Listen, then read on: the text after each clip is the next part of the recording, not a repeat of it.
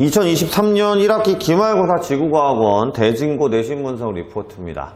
우선 대진고는 상대 연령이라는 부분부터 이제 악기상까지 시험 문제를 출제를 했는데요. 난이도가 그렇게 높았던 편은 아닙니다. 일반적인 난이도라고 볼 수 있고, 시험 문제 낼 수 있을 만큼의 난이도, 엄청나게 어려웠거나 까다롭거나 지엽적인 것들이 나온 건 아니었어요. 단지 이제 대진고는 서술형이 4문항이 있고요. 거기서 이제 20점이 출제가 되기 때문에 학생들이 이제 서술형을 쓰는 데 있어서 이렇게 단답형으로 나오는 거면 모르겠지만 근거를 제시하라든지 아니면 이렇게 태풍이 이동하는 온대저기압이 이동하는 경로에 대한 얘기를 할 때 머릿속으로 어렴풋이 알고 있어도 정확하게 말씀드리면 서쪽과 북서쪽은 좀 개념이 다르거든요. 이런 것들에 대해서 부분 점수가 깎일 소지가 충분히 있었던, 그래서 정확하고 자세한 용어 정리가 되어 있어야 되는 그런 시험이었다라고 총평을 할 수 있고요. 주변 학교에서 객관식만 나오는 추세인데 대진고는 여전히 서술형을 고집하고 있기 때문에 대진고 친구들은 내년을 위해서 또 보고 있는 친구들은 항상 공부를 한 다음에는 내가 서술형 준비도, 그러니까 서술형 문제들만 있는 것들을 좀 정리를 해서 달라고 하든지 아니면 본인이 이제 이런 것 저런 것들의 용어나 정확한 방향성 같은 것들을 지구과학은 중요하기 때문에 체크를 해보든지 하는 것들이 점수의 누수를 막는 길이 되지 않을까 싶고요.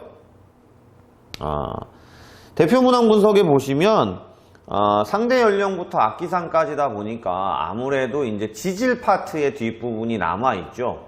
그래서 기압과 날씨, 태풍 파트에서 14문항이, 그 다음에 지질 파트에서 11문항이 출제가 됐기 때문에 거의 양이 비슷비슷하기 때문에 공부하는 데 있어서 어느 파트에만 힘을 쏟아야 된다, 이럴 수는 없을 것 같습니다.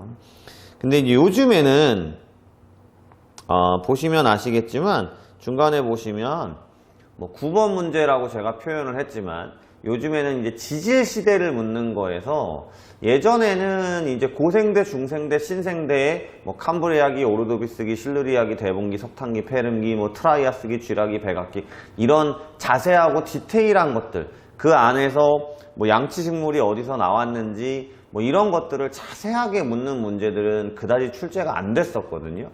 근데 작년부터 이제 2022학년도부터 올해는 많은 학교들이 그 지질시대를 굉장히 디테일하게 내고 있고, 그 기라는 이름들의 순서에 대해서도 학생들에게 외우기를 요구하고 있는 시험 문제들이 출제가 되기 때문에 여러분들은 지질시대를 공부하는 데 있어서 조금 더 힘들어졌다 생각하시고 최대한 외울 수 있는 부분들은 정확하게 외워놓는 것이 중요한 시험이었다. 대표 문항 분석에서는 우선 그거 하나를 딱 집어드릴 수 있을 것 같고요.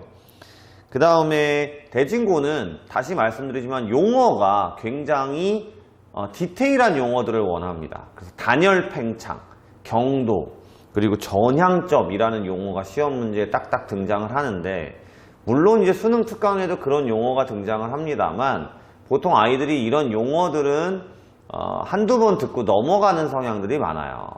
그러니까 대진고 지구과학은 결국 용어, 그 다음에 이 현상이 일어나게 되는 개념, 그리고 그걸 내가 서술형으로 쓸 수 있을 만큼의 디테일하고 정확한 머리에 집어넣는 그런 포인트 잡기, 이런 것들이 이번 시험에 중요하게 나타난 포인트라고 볼 수 있습니다. 맨 마지막 서술형과 관련된 내용도 지질시대 파트는 그냥 화석의 이름이나 연도 이런 것들을 쓰는 거였고요. 고생된지 중생된지 신생된지. 근데 이제 온대저기압이나 태풍과 관련돼서 방향성이나 아까도 말씀드렸지만 에너지원, 이런 것들을 정확하게 쓰는 것들을 요구하는 시험 문제가 출제가 됐기 때문에 전체적인 총평은 아까도 드렸지만 공부하는 방식에 대해서, 지구과학 방식에 대해서 정확하게 잡고 시험 준비를 해야 된다라는 것들을 보여주는 시험이었습니다.